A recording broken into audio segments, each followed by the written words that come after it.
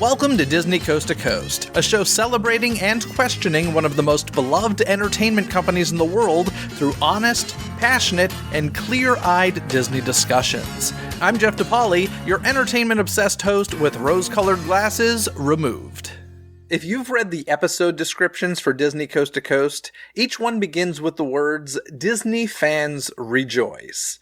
Today I say, with all the glee in the world, Disney fans rejoice. As I'm sure you've heard by now, the night of November 20th, 2022 brought us some shocking Disney news. We learned that former Disney CEO Bob Iger, who handed the CEO reins to Bob Chapek in February 2020, just before the country shut down due to the pandemic, had been reinvited and reinstated as CEO of the Walt Disney Company. Of course, Bob Chapek has been an unpopular CEO for Disney fans ever since the beginning. Prior to his CEO role, he was in charge of the Disney parks, and many fans felt he was doing a poor job in that position. But the man was making money for the company, and therefore Disney's board of directors had confidence in Bob Chapek. But as we discussed in a recent House of Mouse headlines, the past quarter for the Walt Disney Company was a bad one, finding monetary losses in various departments. When monetary losses are seen by the board, then some attention is finally paid. So Bob Chapek was kicked to the curb, and Bob Iger is back with a difficult job ahead of him. Iger needs to bring back the profits and do some serious damage control with the public, the press, the board, and beyond.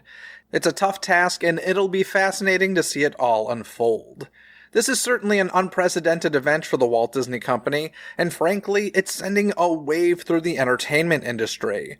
Although there's lots of celebrating to be had at the moment, it'll be interesting to see whether or not Bob Iger can course correct over the next 2 years as he also seeks out his successor, hopefully for the last time. Listen as we have a candid conversation about this unprecedented moment we're living through in Walt Disney Company history.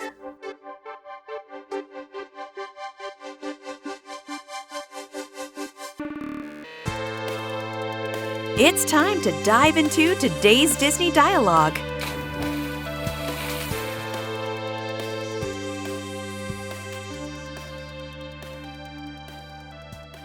Hey Kyle, it's the most wonderful time of the year. Well, that makes it sound like it's an annual thing, which it nearly is. It was only 11 months ago. It's the most wonderful time of this year. Oh my god. There you go. Has there been any news worth talking about lately, Kyle?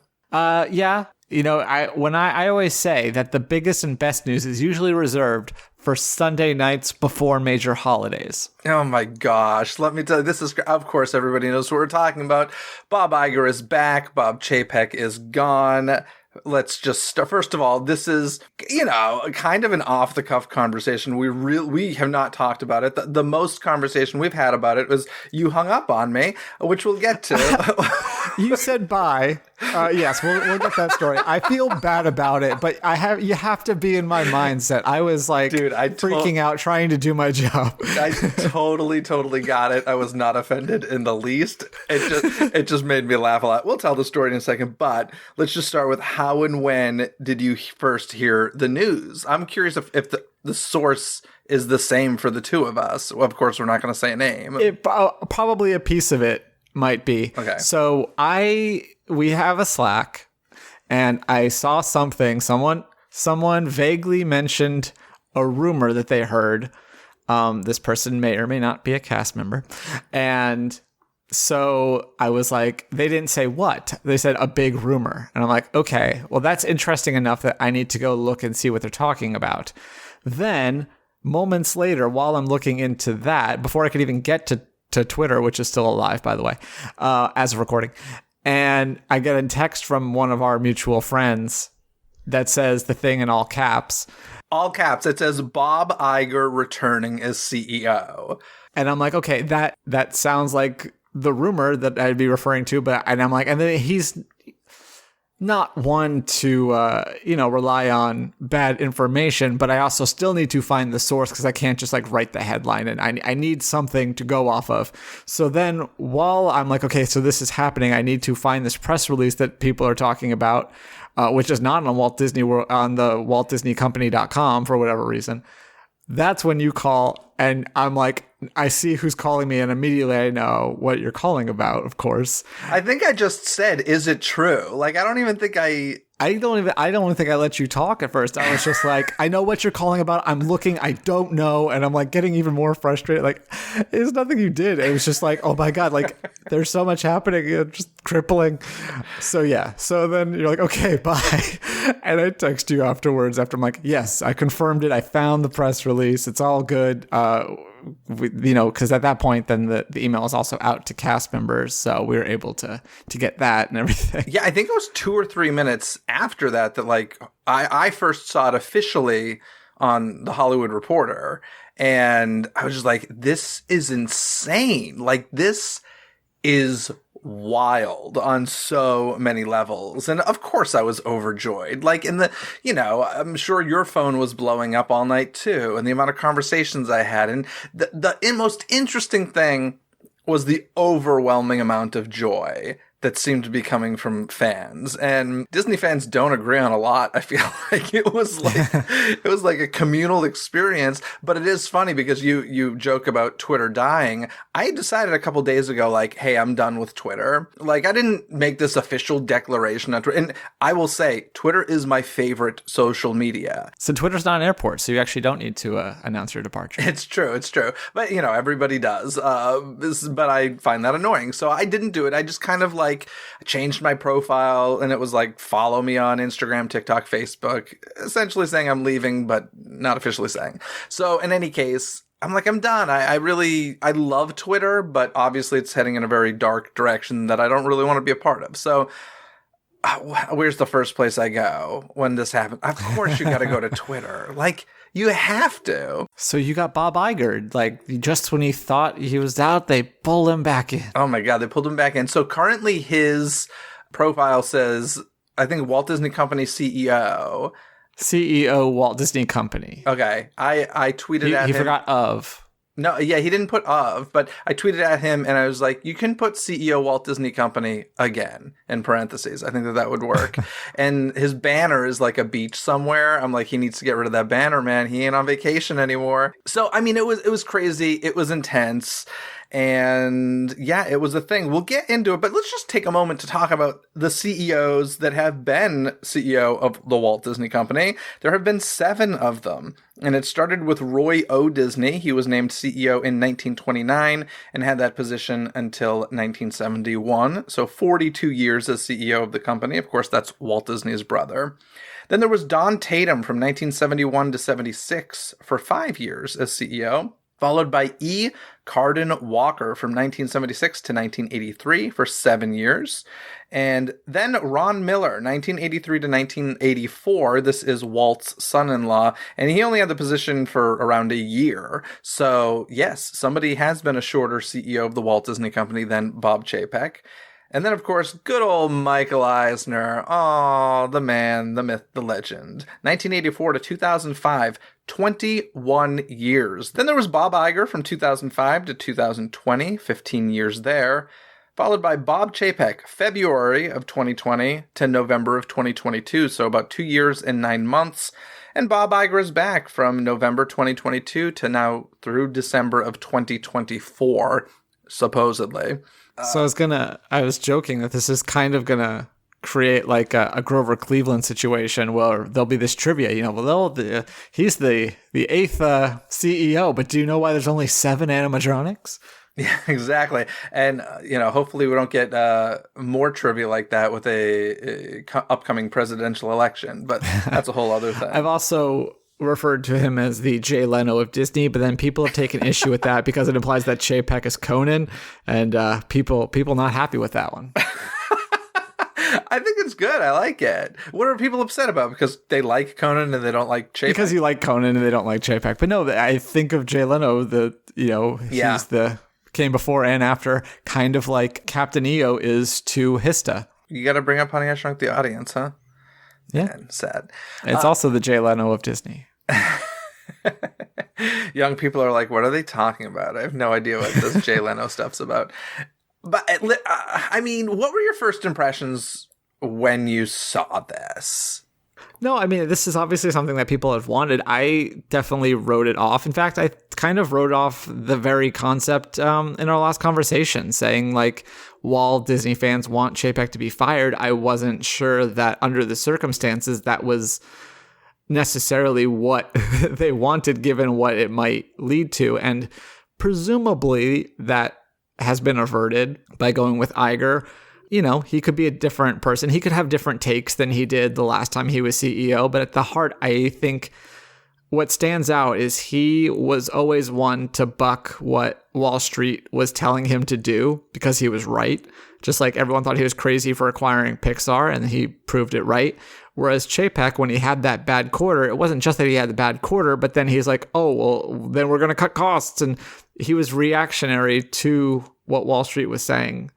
And that wasn't going to be a good thing. So I think just on that, if we get the Iger that was there before, then he won't bow to that, I don't think. Yeah, some of the emails he's released already to cast members have been very like a breath of fresh air sort of situation, which is nice, but we'll see what actually happens. I mean, there's a lot to this, right? Like, of course I was excited. I was exhilarated, but it's not like, you know, if they said Michael Eisner's coming back, I would have been dancing down the streets. I would have been so happy because I just think that would be interesting.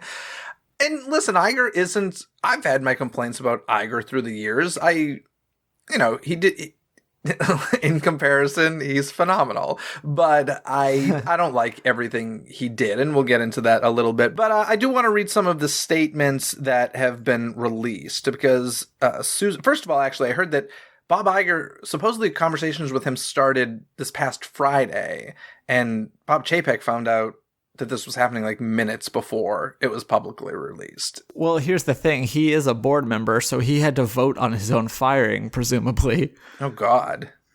Huh. So, and did the vote just happen like right before the announcement, do you think? I'm not going to pretend to know how all of that works, but I have to imagine like it's a publicly traded company, so the board needs to make these decisions, and if he's a member of the board, then yeah, maybe Susan and Arnold kind of had to work and make sure that they had a deal before they took a vote on it, but then calls an emergency meeting, presents it, and takes a vote on it. That's just my guess. Do you think that Bob Chapek is somewhat relieved? Maybe, because I mean that's the thing that keeps coming up over and over again is the over his head. I don't know if maybe some tiny part, but I feel like obviously he didn't want to leave. And I think people mistakenly read into the thing that it says he stepped down. It's like, yeah, this is corporate speak. Yeah, don't people know that? Nobody gets fired. You would think. Nobody gets fired anymore. Like there's always the stepping down. And there's future endeavored. Yeah, so... yeah, that is just corporate talk, you say. But Susan Arnold, chairman of the board, had this to say. She said, "We thank Bob Chapek for his service to Disney over his long career, including navigating the company through the unprecedented challenges of the pandemic. The board has concluded that as Disney embarks on an increasingly complex period of industry transformation, Bob Iger is uniquely situated to lead the company through this pivotal period. Mr. Iger has the deep respect of Disney's senior leadership team, most of whom he worked closely with until his departure as executive chairman 11 months ago, and he is greatly admired by Disney employees worldwide, all of which will allow for a seamless transition of leadership." I mean, that's a smack in the face comment for Mr. Chapek. I also want to note that she'll be staying as chairman of the board. Previously, Iger had that title. He's not taking that back. I believe he is joining the board, but he will not be chairman. Okay, interesting there. Here's what Bob Iger said. He said, "I am extremely optimistic for the future of this great company and thrilled to be asked by the board to return as its CEO. Disney and its incomparable brands and franchises hold a special place in the hearts of so many people around the globe, most especially in the hearts of our employees, whose dedication to this company and its mission is an inspiration. I am deeply honored to be asked to again lead this remarkable team with a clear mission focused on creative excellence to inspire generations through unrivaled, bold storytelling." And then he also, so that was like a public comment, I believe, right? Yeah, but then he also had the email to cast. So this is a kind of long email to cast members, but I'm going to read it because I think we should.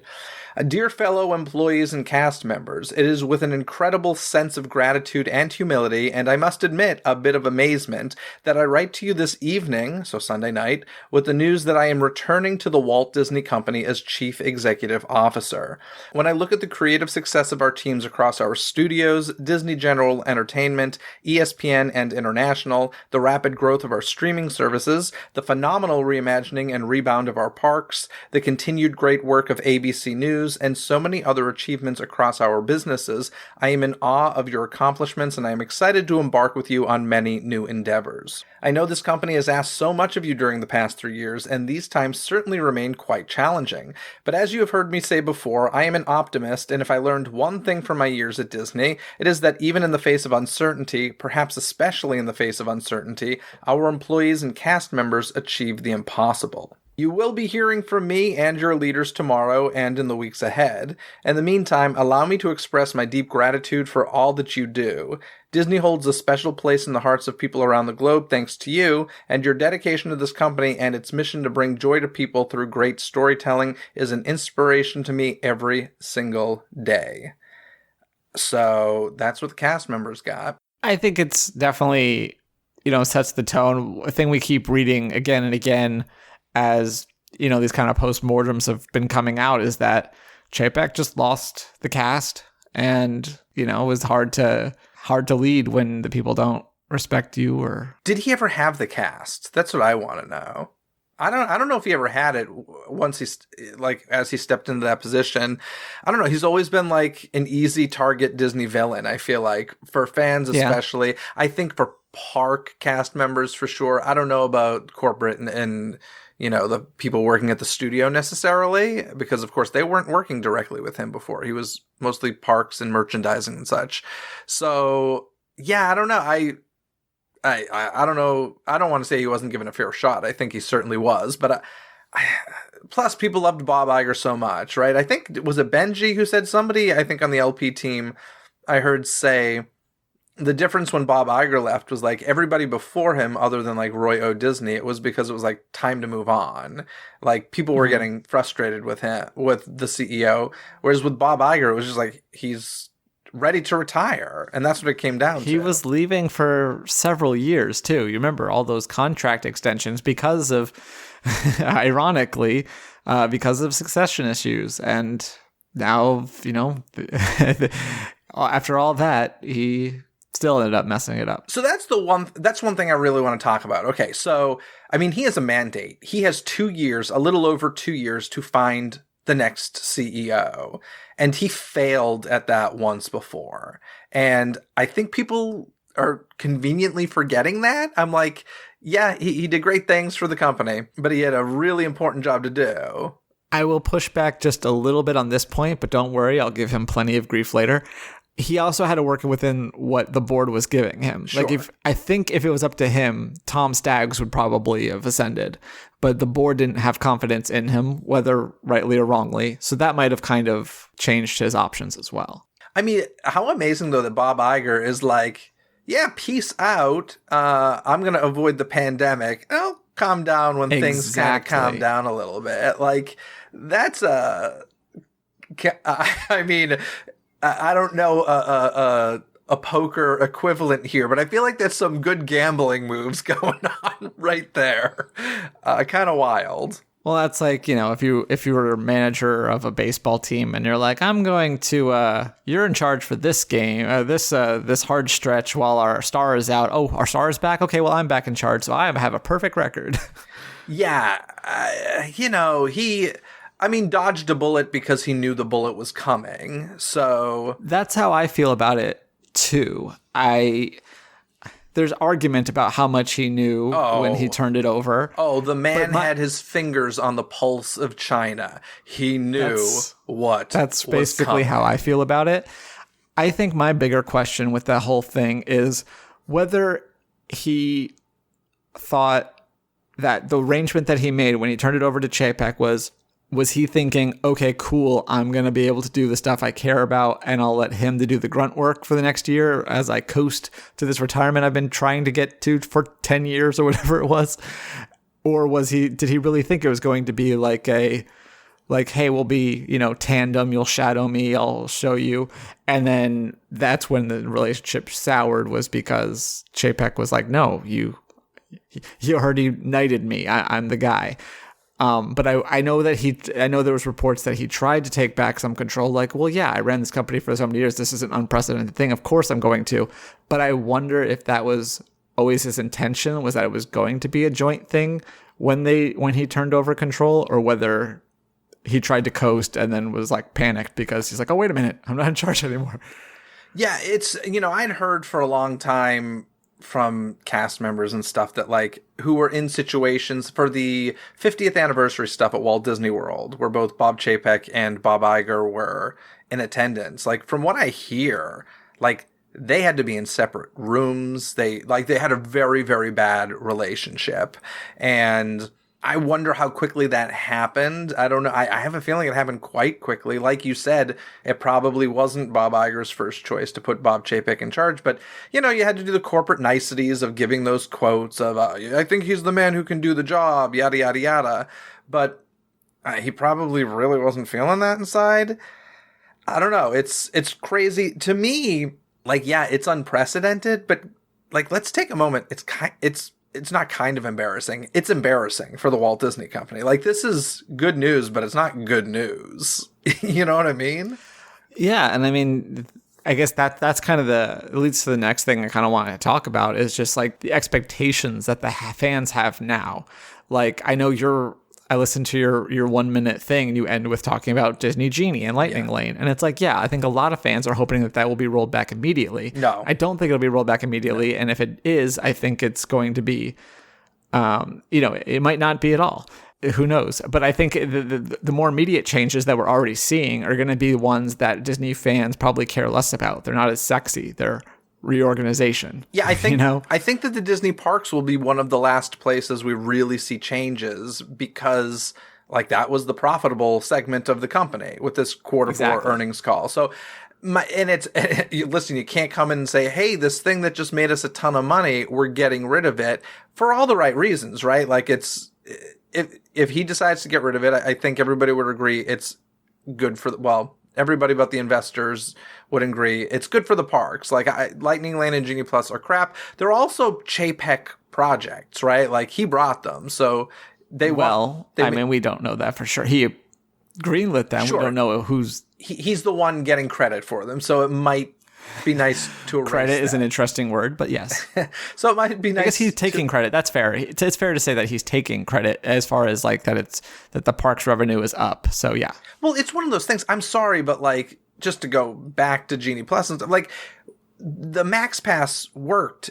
It was like a better way. It was a better Genie Plus. And as much as I didn't care for the upcharge of Max Pass either, like, it worked. There was no reason to change that system and not just roll that out further to Walt Disney World and stuff. So, like, to me, Genie Plus very much felt like a thing where Chapek was like, I want my name on something, so therefore we're getting rid of Max Pass. And to be fair, Max Pass only lasted a few years, right? So who knows? Maybe Genie Plus and Lightning Lane will be gone. Throw that signage away, put it on eBay. There you go. Make the profits back. By selling the Lightning Lane signage on eBay, some Disney fans will pay a lot of money for that blip in Disney history. There we go. Yeah. And I mean, and then the other big thing is, there's a price hike for Disney Plus coming up that some have wondered, like, Iger wanted to price the service in a certain way so that it was like a great value and undercut the others.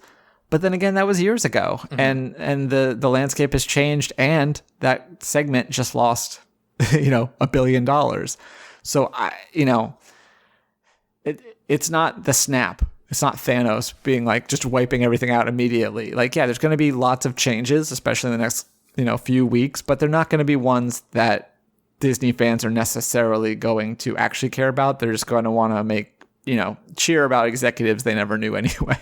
Yeah, it's not the snap unless you're Kareem Daniel, who, like this, is gone from the Walt Disney Company. Well, that's what I'm saying. And I wonder how many Disney fans actually knew who he was or what he did. But yeah, obviously that was one of the first ones. As soon as Chapek left, we're like, okay, well, he's gone basically, because he was Chapek's right-hand man and led the new segment that Chapek created.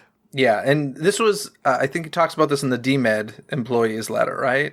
Yeah, so this is DMed. So you'll remember that not too long ago, they separated the company basically into two divisions. You have the creative side, and then you have the side where the creatives make the content, and then this other department decides where it goes, how it's distributed. Apparently, Iger is not a fan of this at all. He's already announced that he's rolling this back, and as a result, Kareem has been shown the door already. And I'll let you read the letter. Here's the letter. So DMed stands for Disney Media and Entertainment Distribution.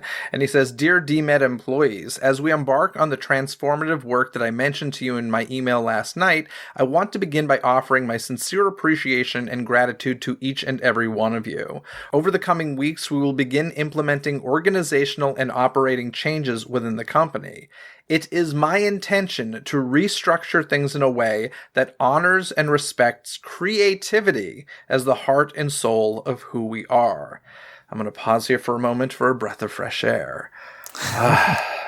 As you know, this is a time of enormous change and challenges in our industry, and our work will focus on creating a more efficient and cost-effective structure.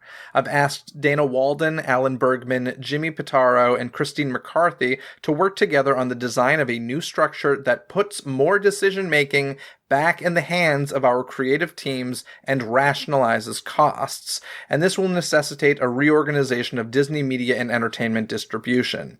As a result, Kareem Daniel will be leaving the company, and I hope you will all join me in thanking him for his many years of service to Disney. Our goal is to have the new structure in place in the coming months. Without question, elements of DMed will remain, but I fundamentally believe that storytelling is what fuels this company, and it belongs at the center of how we organize our businesses. This is a moment of great change and opportunity for our company as we begin our second century, and I am so proud to be leading this team again. I can't say it enough. I am incredibly grateful for the tremendous work you do each day, and for your commitment to maintaining the level of excellence Disney has always been known for. I know change can be unsettling, but it is also necessary and even energizing, and so I will ask for your patience as we develop a roadmap for this restructuring. More information will be shared over the coming weeks. Until a new structure is put in place, we will continue to operate under our existing structure. In the meantime, I hope you all have a wonderful Thanksgiving holiday, and thank you again for all you do. Bob. I have a request. I think from now on, emails should be signed Bob, parentheses, Iger, not Chapek, close parentheses. I was going to go with Bobby I. Oh, Bobby, Papa Daddy Iger. Oh, God. We've lost our minds. So yeah, I mean, he's always stressed like the creative needs to be the lead at Disney, and that's super refreshing, right? Like I think as a creative person, as a person who loves the Walt Disney Company because of how creative it is, yay. Like this is great. And the amount of Disney creatives who texted me last night kind of shocked me, to be honest. These are people I've just like interviewed on the show and stuff, and they're so excited and texted me. I was like, oh my God, it's happening. And it's mind blowing how many people are just so excited about this. But you know, reality is going to set in at some point. And it's going to be very interesting to see what it all actually means. Yeah. And I mean, in the meantime, we're just getting just all the hot goss about how this all went down and what led to it, what else could have been. It's just fascinating. And we're going to get this has only been 24 hours, not even 24 hours. We're going to get so much more. Yeah, it's kind of crazy. Now, of course, a lot of people are like, okay, who's he going to start grooming as the next CEO of the company? And the name that keeps popping up is Josh D'Amaro. And I'm curious how you feel about this. So there's two leaders in the clubhouse. There's D'Amaro and Dana Walden. And the knock against D'Amaro, though, is because of how Chapek went. And one of the things, I mean, we talked extensively about the Scarlett Johansson debacle, was that because Chapek only knew parks, really, that he didn't know that like talent side. He didn't know how to work with with that side of things. So I think even if that's not fair to say of tomorrow, just the fact that you're again ascending the parks department person could be an issue. Now, I will say Iger is previously, you'll remember Tom Staggs and Jay Rizzullo swapped roles, presumably for that reason, to give them more experience. So maybe something like that. But then Dana Walden is, she's on the studio side. She's been immensely popular. She moved up when Peter Rice left, which was also because of Chapek. There's rumors that maybe, as far as I know, I don't think he has another job. So Peter Rice could be coming back. That's a third option there.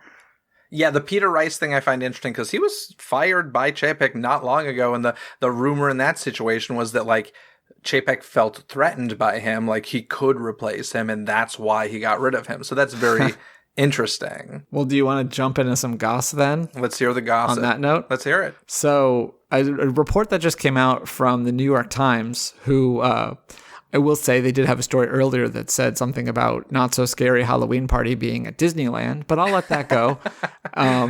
They report that a person close to the Disney board reached out to Tom Staggs and Kevin Mayer. So they actually have a production company now called Candid Media, and tried to get their feelings on potentially running Disney. Maybe it says that this happened like a couple months ago, and that would basically happen like Disney would acquire Candid Media, and then the two of them would run Disney. Apparently that they declined, but that's a really interesting one because obviously, like we said, Tom Staggs was one that he was the heir apparent for a long time, and then left, and then we all figured out that it was because he realized he wasn't going to get the job. Yeah.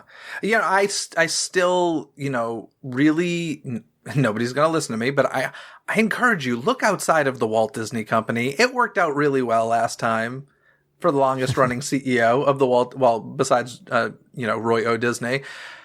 It's okay to look outside the company, I will say. And that's kind of what you would say about Peter Rice, even though he has been part of Disney for a while now. He came from Fox with that acquisition. So you kind of get the best of both worlds there. And another thing I wanted to tell you is reports now that Iger, before this offer came to him, was actually considering a role with Redbird Capital Partners, according to Variety. So in a different world, he could have not accidentally, but already taken a different job and been unavailable for this. So who are they? Exactly. Well, this actually leads to another question I have. So Redbird Capital, I don't know. Let's see what it says here. The gig would have given Iger significant financial resources to help shape media landscape, overarching sports and media portfolio for Iger to oversee. I don't know what these words mean, but the point is he could have had another job. But then, he also made lots of investments. He's an advisor to a couple companies now, and he's on the board of at least one other company. So I wonder, we'll probably find out sooner rather than later whether these are deemed to be conflicts and whether he'll have to divest from those. But I'm interested to see how that goes too. There's so many like logistical things that you're like, wait, how does this work?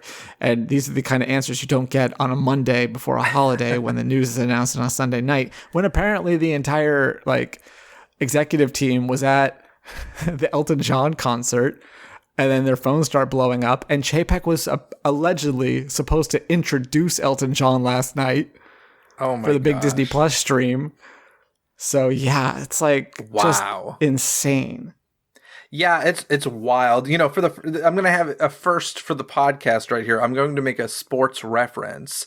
Did Bob Iger just pull a Tom Brady? You know what? I made this. I made a joke about it. I was like, has anyone checked on Willow Bay? I don't want poor Bob to end up in a Tom Brady situation if she didn't want him to come back. Yeah, is Willow Bay his wife?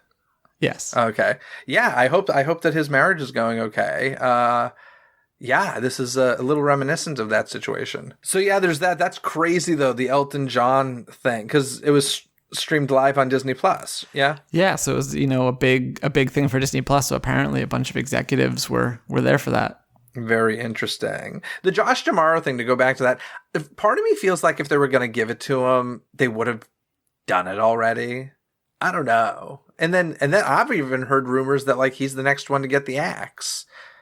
So who knows? Well, exactly. That's what I'm saying. Like, this is Disney fan rumors too. So just the most reliable kind Totally. Of people, kind of projecting their own things, and especially on tomorrow. He's just like the most interesting figure because depending on where you stand, he's either like this tortured martyr who hates everything he's had to do under Chapek, or he's this like slimy guy who managed to do all this crap without getting any of the flack because Chapek was in charge. So, I mean, I guess you have that if people are going to be all Iger, if there's more negative changes at parks, then maybe tomorrow we'll start getting blamed for them. Or maybe they'll start looking for a new job. Who knows? Head over to Universal, Mr. Demara. Maybe they'll take you over there. But yeah, I mean, let's listen. Once again, Bob Iger did some great things for the company, but he also made a kind of big mistake, I think a lot of people feel, before leaving, and that is he paid a crap ton of money for 21st Century Fox, or at least most of 21st Century Fox. And I think that the company is regretting that decision, at least partially. Like, they shouldn't have paid as much as they did. They're having trouble making that money back, it seems like. I honestly, if I were Bob Iger, and obviously he has a lot on his plate, but I would start looking at everything that 21st Century Fox has and start selling off as much as you can. Because I don't think Disney needs everything that's part of it. And I think that they could use some of that money in other places. But like, that was a big faux pas. I will say, I don't remember if the 71 included, because remember the whole thing with Sky, like it was supposed to include Sky, but then they decided to sell that to Comcast because Comcast won a bid for another. I forget the whole story by now. It was a big thing, but I think part of it was offset by that. But yeah, I think there are things, and people are now looking at Hulu, and you're like, okay, if you took the content off of Hulu and moved it to Disney Plus, is there value in that Comcast would want? Yeah. Yeah, so, good track record, but certainly, and listen, he's human, he's going to make mistakes, but like, God, that was a lot of money for 21st Century Fox, and there's still, Avatar better do really well, which looks like it's going to, given how people responded to the re-release of the original, but, oh my gosh. And the tide is turned on China. I mean, they can't release Marvel movies there, so that the box office is drying up a bit. Political tensions have heightened more. So, he looks at opening of Shanghai Disneyland as one of his crowning achievements with the company. And I don't know if people necessarily feel that great about that at the moment, at least. Yeah, I mean, that's out of his control, unfortunately, the whole Shanghai Disneyland situation. And it sucks, but like, what are you... Kinda, but you could argue that he could have known things before he decided to build there. But I know it's in interest of growing the company. Yeah. Yeah. Oof, it's going to get real interesting. I do want to touch on a quote from Bob Iger that's an old quote. This was after he, quote unquote, retired. He said, "Over time, I started listening less and maybe with a little less tolerance of other people's opinions. Maybe because of getting a little bit more overconfident in my own, which is sometimes what happens when you get built up." This was during an exclusive interview with David Faber over at CNBC. I mean, that's a pretty bold statement, and that's a kind of, admission of a problem. Like, basically he's saying, I got in, I lost some tolerance, and that was my clue. It's time to leave. Well, what has changed? Like, have you worked on that? Because if you're still less tolerant, and let's face it, this is a man who now, if he felt that he was always right before, he has been begged back, essentially. Like, you got to be on cloud nine thinking you are the king of the world. Even if your ego's in check, you've got to think you're the king of the world when something like this happens. So I'm very curious, like, is he going to start listening again? Or is this going to be the Chapek that retired? I mean, he's been gone for, what, a year? Less than a year he's been officially gone. So I don't think you change that much. Yeah, and I, to that point, I keep wondering, like we were saying, a lot of fans are excited for this, and I think rightfully so. But it's obvious that he's coming back because he wants to clean up his legacy and feels like a lot of the things that Chapek did tarnished it. But, he could very well tarnish his own legacy even further in this case, because things have changed and we don't know what he's going to face. And like you're saying, like if that mindset is changed, then yeah, maybe he doesn't have that golden touch. Yep, it's going to be 2 years is not a long time to do what he has to do. Well, I mean, that's not necessarily, I mean, that's the current plan, but he, no, like I said, please. I feel like he was leaving the last time for a decade. So I know, but it's just, I mean, how old is he?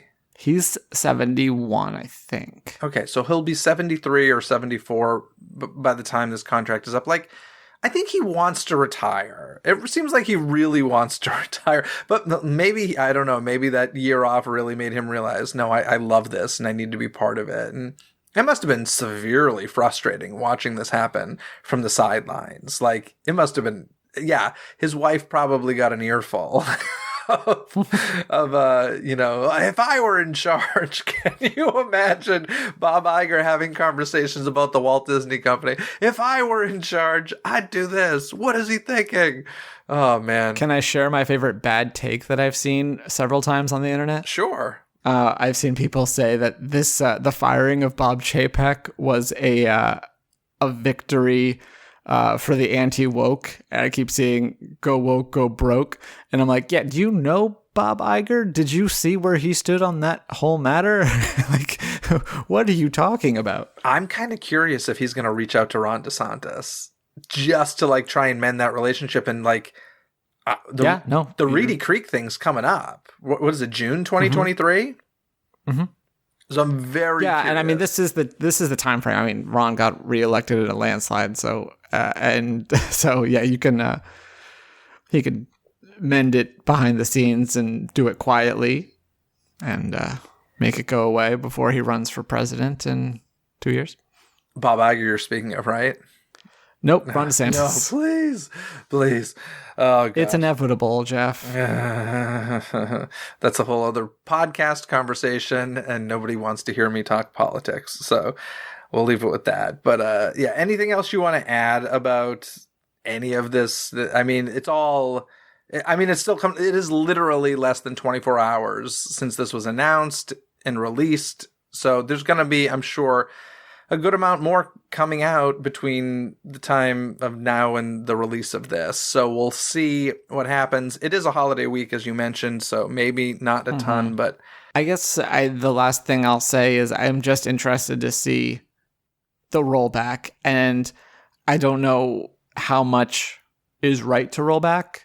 I think he just needs to be careful about not just changing things to change things back out of spite. And similarly, I hope that there's not a rash of McCarthyism running around the lot and trying to out people as being, Chapek sympathizers. I don't think that's going to be helpful. So yeah, I guess I just hope that what he's doing is clear-eyed and doing what he thinks is right for the company and not as a reaction to what Chapek did with it. Yeah, he doesn't, I mean, I don't know the guy, right? But he doesn't seem like that kind of guy. Maybe he is and he just puts on a really good front, but seems like a level-headed, fair guy, which is why even when I disagree with him, I'm still like, let's grab lunch. He just seems like a fair, decent human being. I'm just saying, like, I know what fans want. And I know that to some degree, if he was that disgusted with what's happening, or, even seeing how quickly he's turned around the reorg, which makes sense that that's the first thing he would do. But then there's all sorts of, other things that you can do just to be petty. And I hope he stays above that. I mean, I do think he needs to make some sort of big swing just to let people know, like, hey, it's time for business. I'm on a ticking clock right now. And if that's the case... Well, sorry to interrupt you, but, a lot of people want an acquisition back from him, and that's going to be challenging with the balance sheet, not only with the balance sheet that they have, but currently interest rates are crazy. So, it's going to be really hard for him to make make a statement that way. People are like looking to him like, oh, what's he going to buy now? Like, how is he? Because the mandate is for growth. No, and so sell people stuff. think he's going to buy stuff. Do not buy anything else. No. Well, then there's other people that worry that Disney is going to be acquired. I don't think that'll happen. People have all sorts of weird theories, basically. But that's that's my Iger issue. And I don't know what to believe anymore because I didn't think that this would happen. So, but that's my Iger issue. That's always been my Iger issue. His time has been a buy time, whereas Eisner's was a create time, and then Chapek's was just a like charge time. I'm done with buy time unless we're talking about NSYNC. But yeah, I don't know. Disney does not need to acquire anything. And if anything, they need to start selling off stuff. Maybe he'll buy John Lasseter's animation company or whatever company John Lasseter is working with. What is Skydance? Maybe they'll buy that. No, like seriously, they don't need to buy anything else. It just doesn't need to happen. But yeah, but in any case, if he was gonna make a big move to satisfy fans, what would you want that big move to be? Like, realistically, or just pipe dream? Realistic. Like for me, I would love, I like you said, I don't expect anything overnight, but if he were like, hey, within the next 6 months, we're rolling back Lightning Lane and Genie Plus, and that's no longer a thing. Like that would satisfy me as a fan tremendously. Something like that.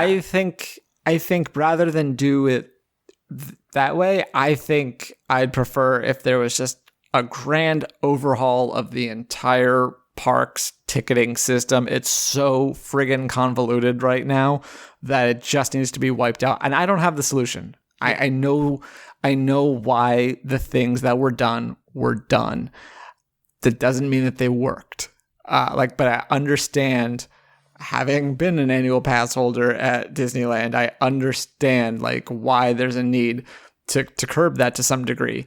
But I don't think having 50 different names and all these different price points that you can't even it's so complicated these days that I want it to be simplified again. Yeah, I think as far as parks are concerned, which is of course is where my heart really lies as a whole, I would love for it just to become simpler again. I think a lot of people just want the reservation system gone. I think what Bob Iger can do that would be good for the company is make it a place where people want to vacation annually again and make it reasonable enough to do so. There are many people, I know I'm not the only one in this situation, who don't go nearly as often because it's just a pain in the butt.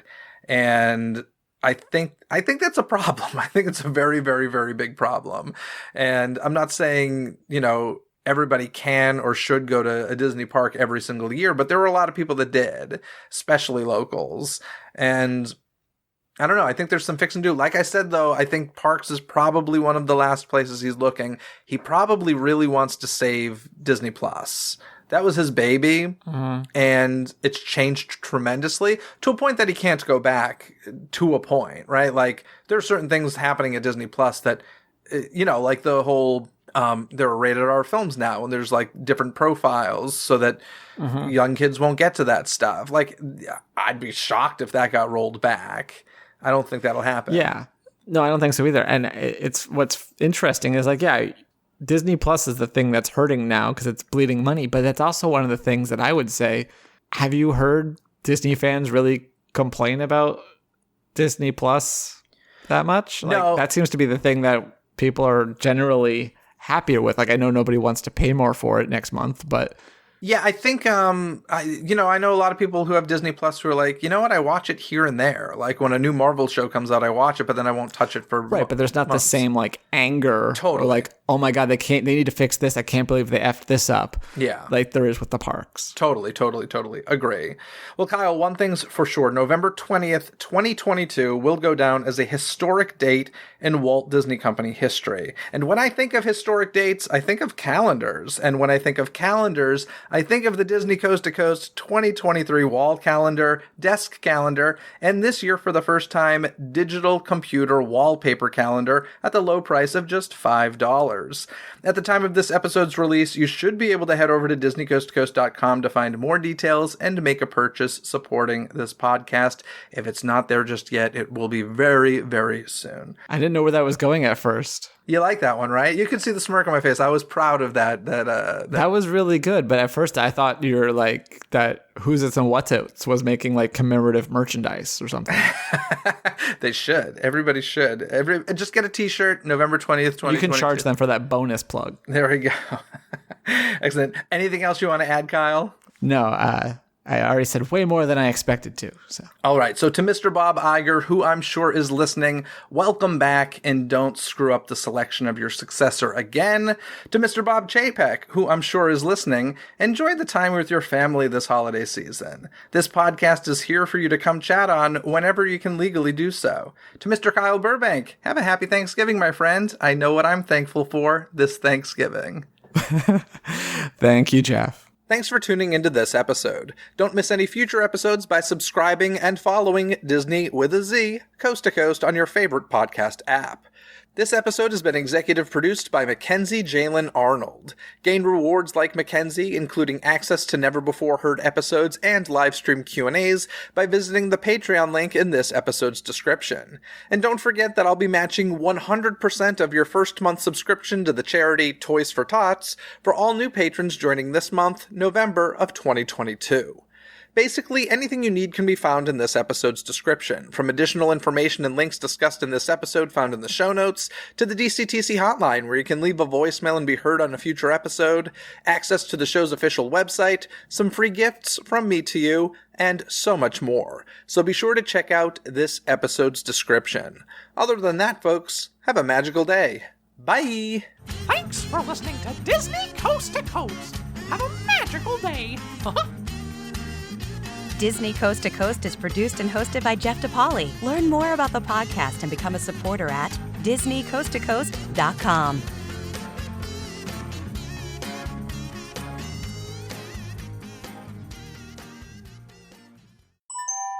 This podcast is part of the DePodcast Network. Learn more about this show, plus find more quality and entertaining podcasts at DePodcastNetwork.com. That's DEPodcastNetwork.com.